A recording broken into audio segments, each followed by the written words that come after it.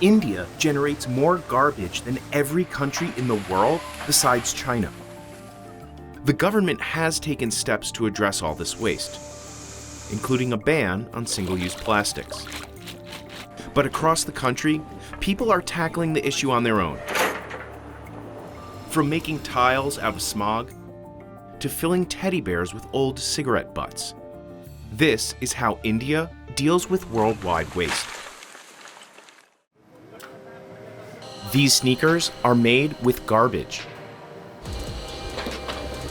The company that makes them says each pair contains 10 plastic bags and 12 bottles. For $110, they'll ship them anywhere in the world. They clean the bags in a hot tub filled only with water, without any added chemicals,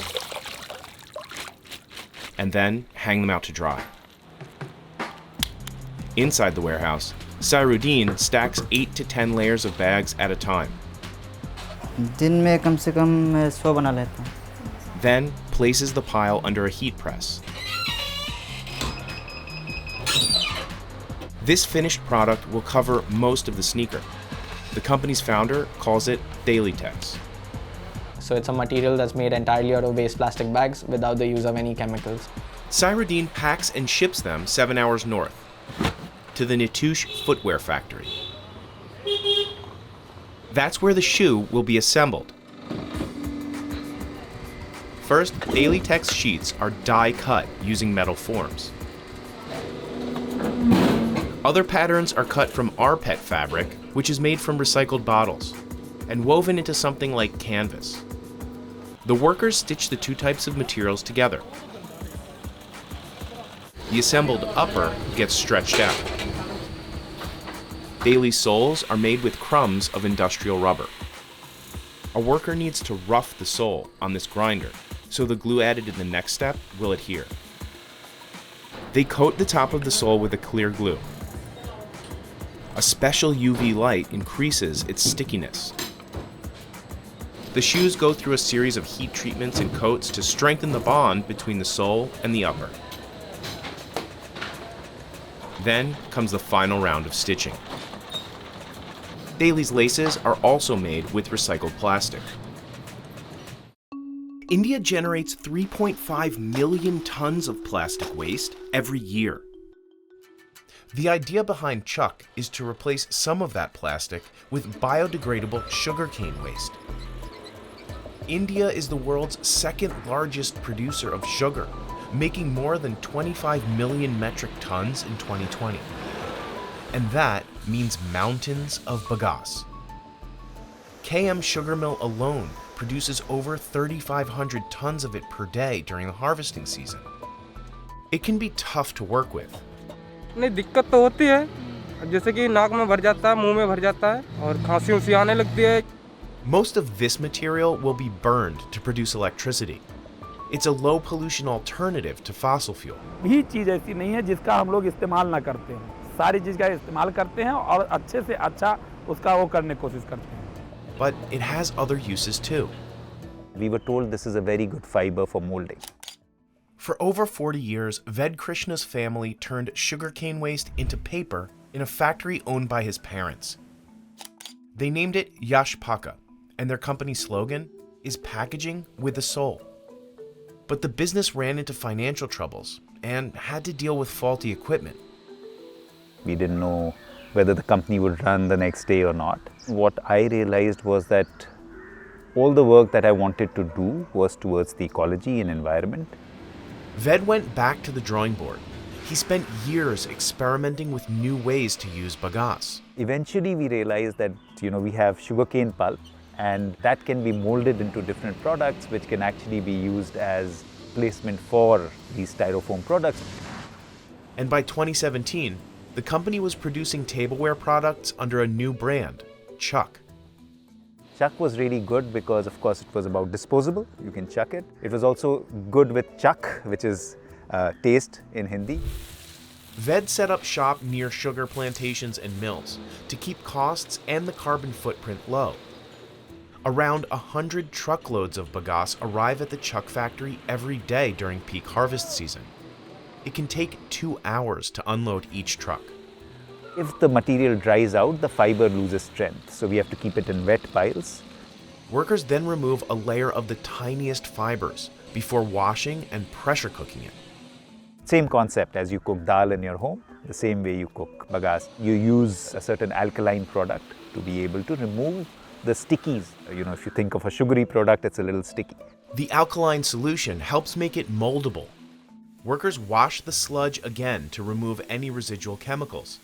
Then they distribute it into different machines and molds that press it into shape, squeezing out all the water. Other companies bleach their products, but Chuck decided against it. We were told in the market, Indians don't like to eat in brown, it has to be white. But I said no, if we are true to our basic idea that we want to be more ecologically sustainable, then we have to stay with lesser and lesser chemicals. Chuck also sources a starch-based compostable packaging for its products, instead of virgin plastic. We of course realize that our whole ecosystem, DNA, world revolves around the idea of leaving the earth cleaner. So if that is the case and we package in plastic, then we've defeated the purpose.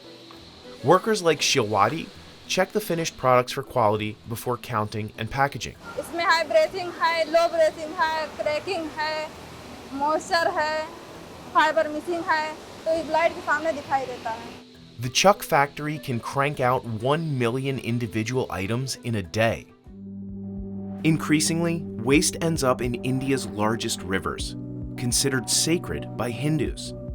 Every day, millions of worshippers offer flowers to their gods. Now, one company turns that flower waste into incense sticks. It all starts in bustling wholesale markets like the one in Shivalaya. Merchants pick up the flowers that they'll sell outside Hindu temples.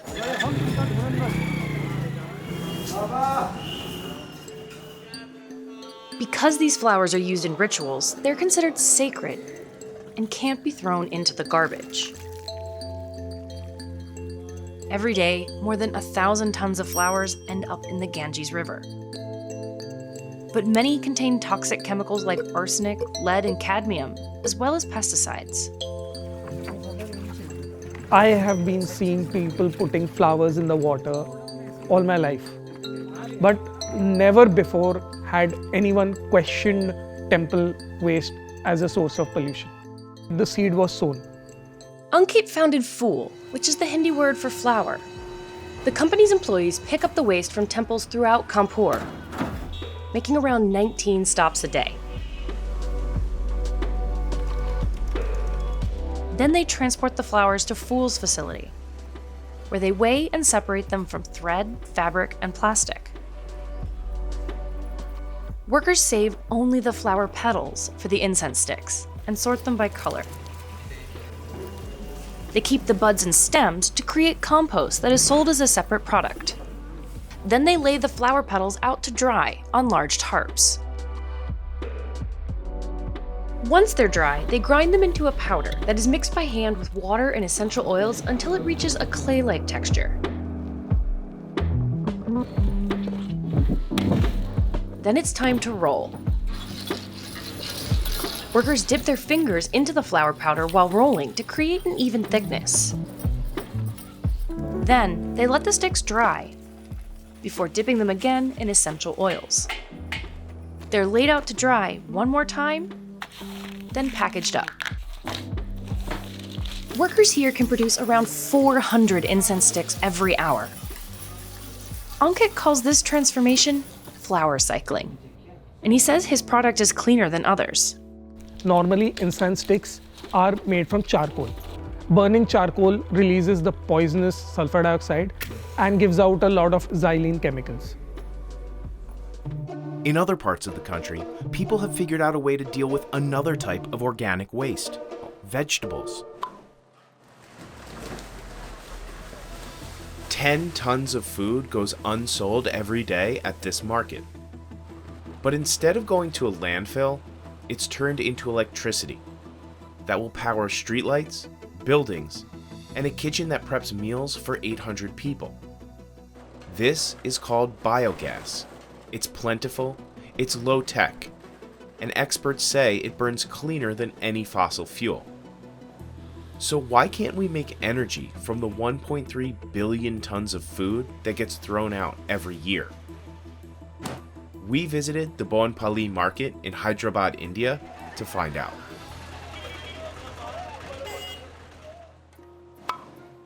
The first step is to chop up larger vegetables and load them onto a conveyor belt. Some of the vegetables are spoiled. Others are thrown away because it costs farmers too much to transport them back home. वो सड़ जाएगा, फ़ायदा क्या भी नहीं है तरकारी में, उसके लिए वो भी बायोगैस प्लांट के लिए यूज़ कर ले रहा. The conveyor belt carries the material to a shredder, which further breaks down the food into smaller, more uniform particles. In a single day, it handles the same amount of vegetables that 150 Indians eat in a year. A grinder crushes the mixture into pulp, which is pumped through underground tanks and into 2 digesters. So anaerobic digesters basically have bacteria which operate in the absence of oxygen, or anaerobic bacteria, and they actually eat essentially the food waste that we are putting in there and give out methane and carbon dioxide. Any organic materials emit these planet-warming gases as they decompose. But the massive amount of food waste makes landfills the 3rd largest source of human-caused methane emissions, just behind fossil fuels and agriculture. Burning biogas to make electricity is a way to harvest those gases before they enter the atmosphere. At Bonpali, the fuel can be stored locally in 4 huge balloons until it's ready to use. And it goes all the way to the kitchen, which is about roughly 400-500 meters away from here. It's enough power to run a canteen kitchen that serves roughly 800 meals per day. In overcrowded cities like Delhi, plumbing constantly breaks. This man is diving into a sewer filled with toxic waste to unclog pipes. It's one of the deadliest jobs in all of South Asia. In India, Parmeshwar Kumar has been doing this job for 36 years. This kind of work is technically illegal here, but many say they have no other option. Sir अंदर उतरते हैं तो बुरा सा तो लगता ही है कि यार क्या ज़िंदगी हो गई, नरक में उतर के सर दे करके मतलब काम कमाना खाना पड़ रहा है. Every day starts the same way for Parmeshwar. He gets ready for work and prays to the gods. मैं घर से सुबह निकलता हूँ ना, तो मेरे घर में मेरे बच्चों को पता नहीं है कि मैं घर में घुसूंगा या नहीं घुसूंगा. He gathers his tools and heads out for the day. He already has a list of customers who need his services.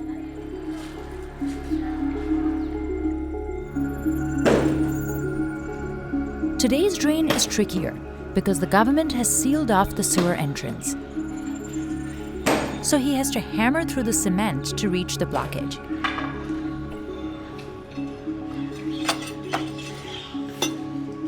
If he can't reach it with the bamboo stick or metal rod, he has to climb down himself.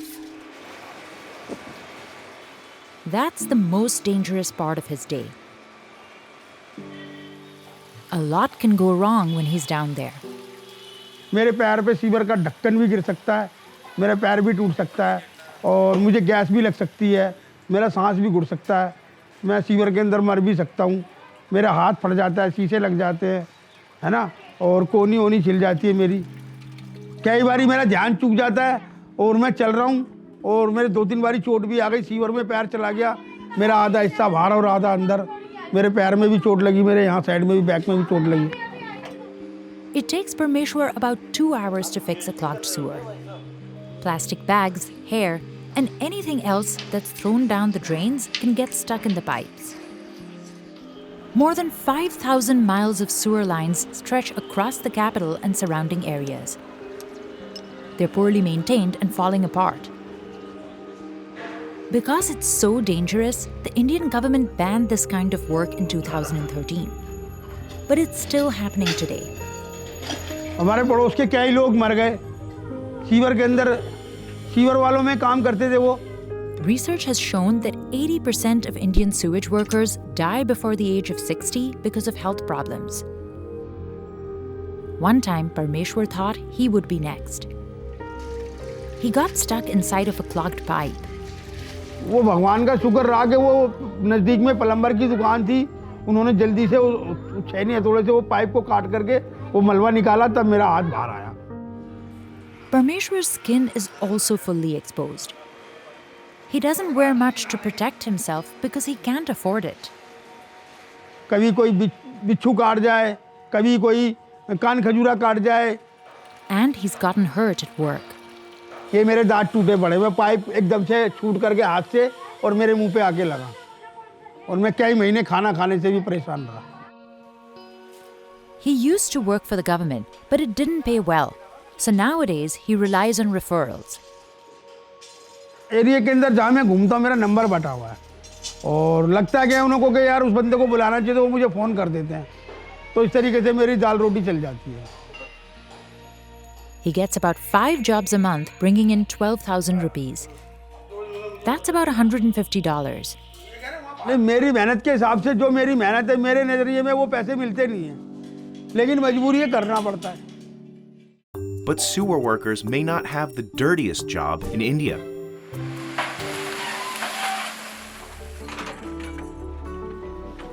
Around 75,000 people, known in India as ragpickers, make their living in Delhi's dumps. सारा बिकता है, ऐसा कुछ बात नहीं है।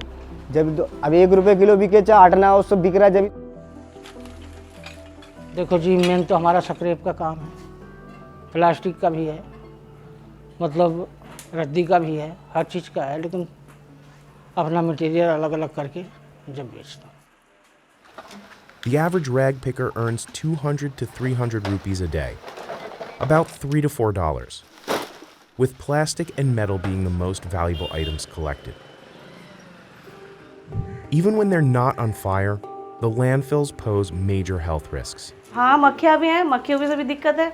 सुबह क्या, शाम क्या, दोपहर क्या, हर टाइम मक्खी रहती है। देख भी रहोगे आप लोग यहाँ पे, इससे भी दिक्कत है। अब ये मक्खी गंदगी तो है ही है, गंदगी की वजह से ही खाने वाने पे बैठती है, तो उससे भी दिक्कत ही है हम लोगों को।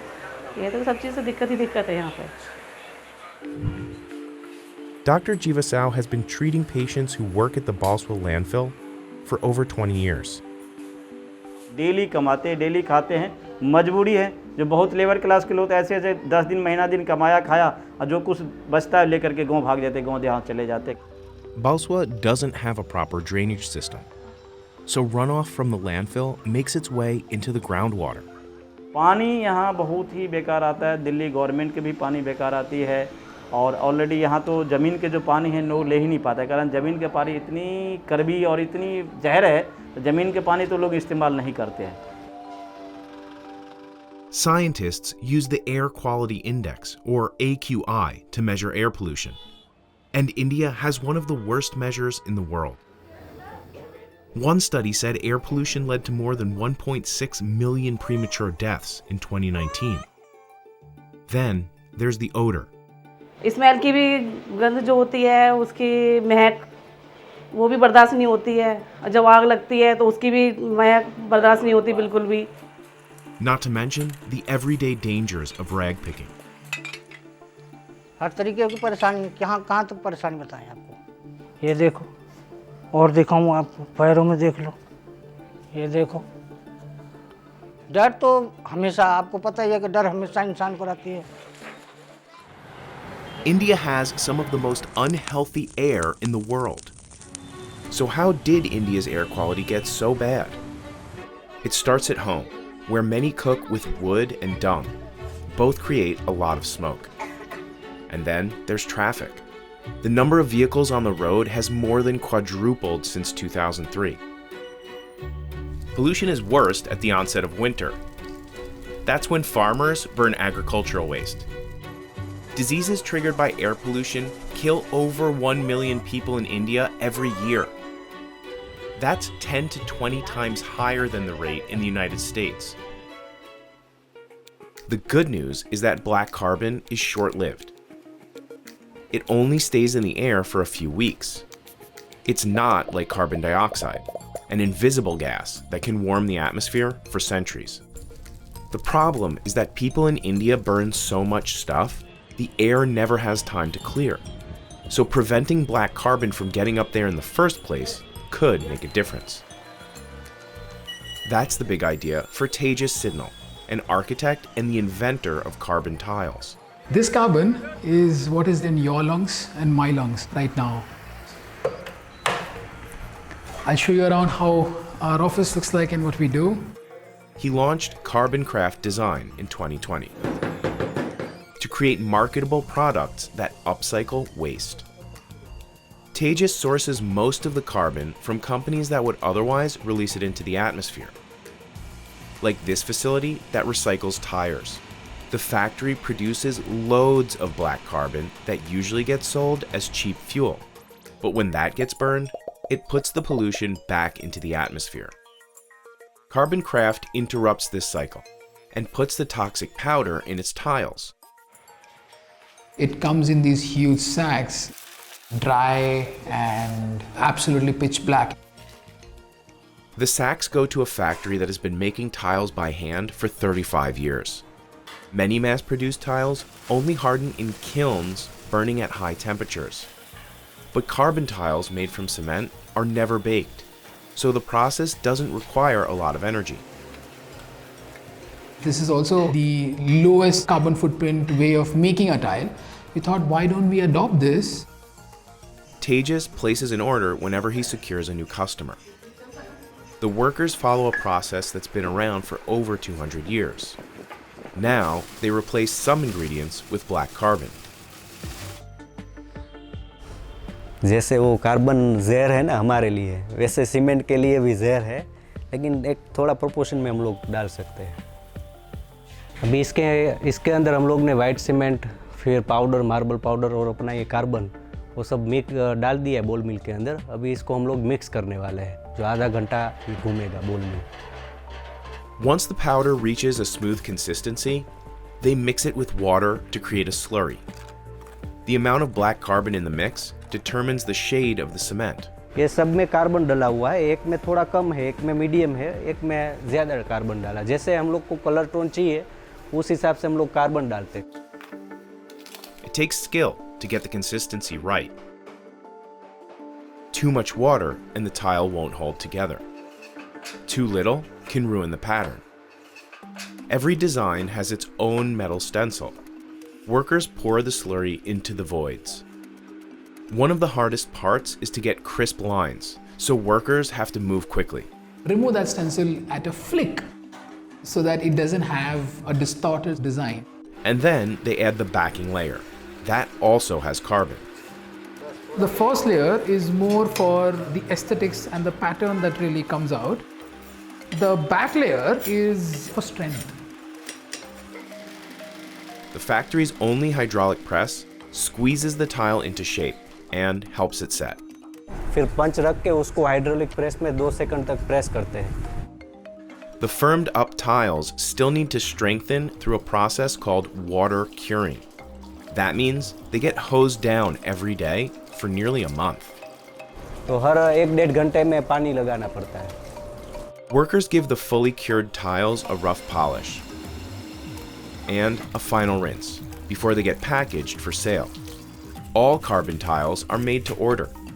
The company says it can make as many as 200 of them in a day. The cost of one tile is less than $2. That's comparable in price to cement tiles that don't contain carbon. The biggest order we've had is about 100 square feet. Carbon Craft has only done about 10 installations across India in the past year. They consider these pilot projects. At the moment, we are working with a lot of architects, interior designers who are keen to solve this larger problem of air pollution. Like Manan, a general contractor in Mumbai. So these are the carbon tiles that we've installed in my room. Basic 8x8 slabs in plain grey color. This was the first time they've ever been installed anywhere in the world. But installation is tricky. Cement tiles require a lot of extra polishing, even after they're put in place. So it could range anywhere between 3 to 4 sets of the whole process, which is about say 15 to 20 odd days. Other mass-produced tiles that harden under high heat skip this part. But Manan's business partner says the benefits to the environment outweigh the drawbacks. He's happy with the results and recommends the tiles to clients. And it is something very small that we're doing right now, but it can have a big impact if we put it on a larger scale. And despite India's unhealthy air, many people still regularly smoke. These cigarette butts are being turned into teddy bear stuffing. Every year, people toss the ends of 4.5 trillion cigarettes. They often think the filters are just biodegradable cotton, no big deal. But what they actually are is a small hunk of plastic infused with formaldehyde, nicotine, and tons of other chemicals. Now, one company has figured out a way to stuff used butts into, well, toys. It also makes cushions and mosquito repellent. Could this model hold the solution for literally the most littered thing on Earth? And even if it's getting butts off of the streets and out of the waterways, how safe is it? We went to a city called Noida, in northern India, to find out. Workers here screen almost 7 million cigarette butts with a metal detector every month. The super scanner is used to detect if the material has any metal items or anything that is illegal or that can harm our team members. A network of hundreds of people collect butts off the streets of Noida. A company called Code Effort pays them about 300 rupees per kilo. That's just over $4. Code Effort delivers the waste to the homes of contractors, where they pull apart the filters, paper, and tobacco. They hand off the tobacco to nearby farms to be composted. The paper gets dumped into this industrial grinder and treated with an organic binder. The sheets dry out in the sun, then get cut, packaged, and sold online or in local shops. The paper and remaining nicotine act as a mosquito repellent when burned. For the mosquito repellents, we have a brand name NMOS, that is an abbreviation for no mosquito. To use it, you just have to burn it from one end. The company is introducing scented versions sometime in the next year. The plastic fibers from the filters go into the same grinder. They are then soaked in sterilizing chemicals for 24 hours, which leaves them looking like cotton. The chemical mixture is a company secret, but the processes involved in recycling the butts have been independently certified as safe. And this is the last stage where the cotton is fluffed and carded into the prescribed form, and this is helpful to ensure that the final products like soft toys, cushions and keychains are very soft and comfortable. All these products are sold online and offline through various mediums.